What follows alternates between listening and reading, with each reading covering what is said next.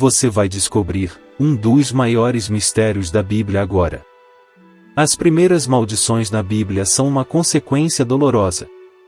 Maldições são frequentemente descritas como declarações severas ou solenes cuja intenção é invocar poder sobrenatural para algum tipo de punição. Existem diferentes origens de maldições, que podem surgir da nossa desobediência a Deus, do desrespeito às leis naturais da terra ou da raiva no coração de alguém que se sentiu ofendido por nós. A primeira vez que uma maldição é mencionada na Bíblia ocorreu no Jardim do Éden, quando a família humana inicial decidiu fazer as coisas do seu jeito, ignorando as instruções de Deus. A primeira maldição, antes da queda do homem, ocorreu na criação do universo. Deus criou o mundo e tudo nele declarou que era bom. Gênesis 1h03 conta a história da criação e da queda. A humanidade foi criada à imagem de Deus e destinada a viver em comunhão com Ele. Adão, o primeiro homem, foi criado por Deus a partir da terra. Deus declarou que não era bom que o homem estivesse sozinho após a criação de Adão, então Ele criou a primeira mulher, Eva, a partir da costela de Adão, Gênesis 2:18-2.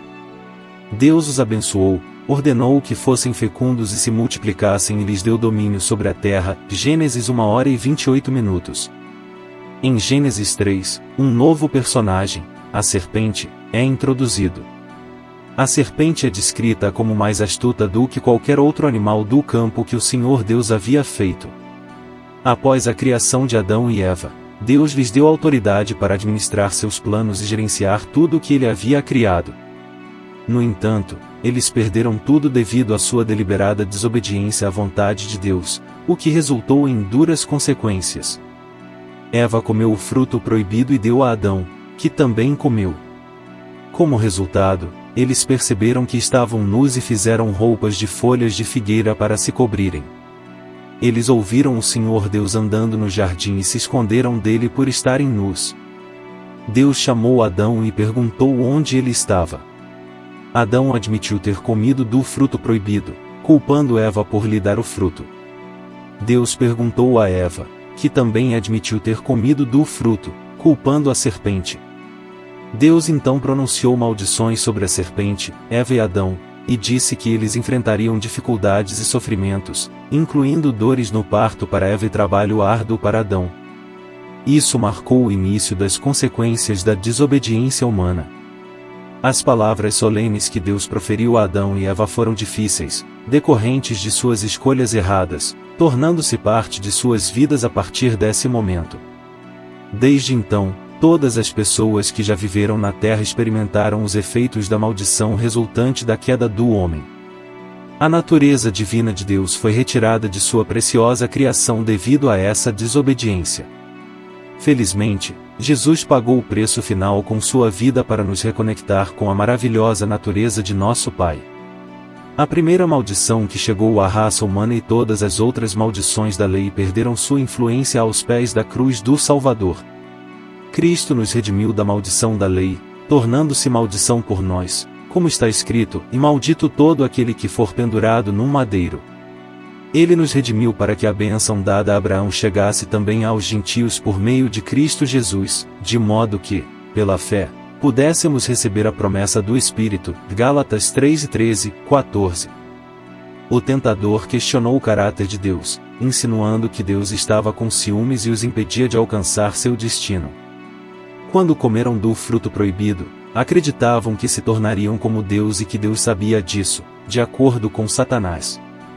Satanás prometeu-lhes divindade, sabendo que o resultado seria decepcionante, pois as promessas de Satanás nunca se cumprem. Desobedecer à palavra de Deus nunca leva à sabedoria, pelo contrário, o temor do Senhor é o princípio da sabedoria, Provérbios 1h07. O temor do Senhor é o princípio do conhecimento, mas os tolos desprezam a sabedoria e a instrução. Com isso, o trabalho de Satanás foi concluído. A mulher seguiu seus desejos naturais e apetites físicos. O termo desejável está relacionado a outro termo, o de cobiçar, que é mencionado na proibição de não cobiçar. Embora os seres humanos possam aspirar à divindade, eles são apenas pó. Essas punições são uma forma de justiça retaliatória. Ao comer o fruto proibido, Adão e Eva pecaram e sofreriam para comer. Eva influenciou seu marido, mas ele a dominaria. A serpente trouxe a destruição à raça humana, mas também seria destruída. Deus fez provisões generosas nesse estado caótico. A humanidade morrerá, mas as crianças continuarão a nascer para garantir a continuidade da raça humana. A vitória final virá através de Cristo, a semente da mulher. A pele com a qual Deus cobriu Adão e Eva serviu como um lembrete constante da provisão de Deus. Da mesma forma, no devido tempo, Deus aceitou o sacrifício de Cristo e, com base nessa expiação, Ele revestiu os crentes de justiça.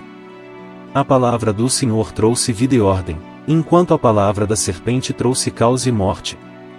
A segunda maldição em Adão e Eva passaram a viver fora do jardim depois de serem cortados da natureza de Deus, e tiveram 2 filhos, Caim e Abel. Tudo estava bem até que a raiva se apoderou de Caim e o levou a se voltar contra seu irmão Abel. Caim não conseguia lidar com as diferenças entre eles, então atacou e matou Abel a sangue frio. Deus confrontou Caim sobre seu pecado, e Caim foi amaldiçoado a ser um fugitivo e vagabundo na terra, sem um lugar para chamar de lar, marcado como um exilado. Caim sentiu remorso não pelo seu pecado, mas apenas pela sua punição. Apesar da gravidade do veredicto de Deus contra Caim, ele não queria que Caim fosse morto por outras pessoas. Alguns acreditam que a marca era uma cicatriz ou algum tipo de tatuagem no corpo da pessoa. De qualquer forma, a natureza específica da marca não é o foco principal do texto. O foco está em Deus não permitir que as pessoas exerçam vingança contra Caim. Às vezes, as maldições podem ser transmitidas de geração em geração. Isso significa que não há esperança? A humanidade continua desse jeito? Não, há esperança. À medida que avançamos, descobrimos que Deus providenciou um remédio. Adão conheceu novamente a sua esposa Eva, que deu à luz um filho chamado Sete, dizendo que Deus lhe concedeu outro filho em lugar de Abel, que foi morto por Caim. Na mesma época, as pessoas começaram a invocar o nome do Senhor em adoração por meio da oração, louvor e ações de graças. A terceira maldição, Noé amaldiçoou Cã por um ato abominável que provocou a maldição de Noé sobre seu filho. Cã escolheu desonrar seu pai, o que o deixou profundamente ofendido. A família deveria encobrir as fraquezas uns dos outros, não zombar nem expor uns aos outros. Cã viu acidentalmente a nudez de seu pai, o que envergonhou seu pai quando ele contou a seus irmãos. Seus irmãos, Sem e Jafé, agiram com respeito e cobriram a nudez de seu pai. Noé amaldiçoou a descendência de Cã, dizendo que seriam servos dos servos de seus irmãos. Isso colocou palavras dolorosas sobre a linhagem de Cã em comparação com as bênçãos que os outros irmãos carregavam em suas vidas.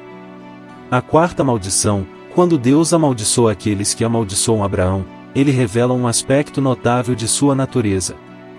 Deus prometeu a Abraão que abençoaria aqueles que o abençoassem e amaldiçoaria aqueles que o amaldiçoassem. Isso demonstra o quanto Abraão era precioso aos olhos de Deus. Deus também advertiu Abimeleque em Gênesis 20. A quinta maldição, a maldição da lei. A antiga aliança se baseia nas leis que Deus deu ao seu povo na época, sendo uma maneira confiável de guiar as pessoas ao descanso e protegê-las da destruição no mundo. No entanto, essas pessoas já tinham um longo histórico de constante desobediência aos mandamentos de Deus, que deveriam desencorajá-las. Se não ouvirdes e não obedecerdes à voz do Senhor, tendo cuidado de cumprir todos os seus mandamentos e estatutos que hoje vos ordeno, virão sobre ti todas estas maldições e te alcançarão. Maldito serás na cidade, e maldito no campo. Maldito o teu cesto e a tua amassadeira. Maldito o fruto do teu ventre, o fruto da tua terra, a cria das tuas vacas e as crias do teu rebanho de ovelhas.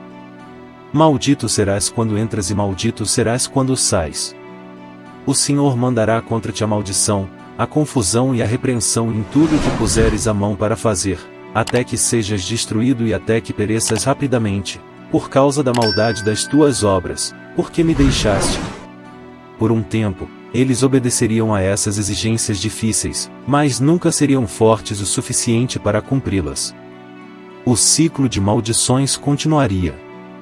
No entanto, mesmo que as maldições sejam reais e possam surgir por diferentes motivos, justa ou injustamente, podemos confiar na obra consumada de Jesus na cruz para expiação dos nossos pecados e obedecer à sua liderança, pois nele todas as maldições perdem o poder de nos prejudicar ou trazer punição. Oremos, querido Pai Celestial, obrigado por ajudar a minha compreensão sobre maldições, como elas surgem e como podemos ser livres delas. Em nome de Jesus, declaro que nenhuma maldição se aproximará de mim ou da minha família. Ajude-me a andar em obediência e a confiar no trabalho consumado de Cristo pela minha liberdade. Em nome de Jesus, eu oro. Amém.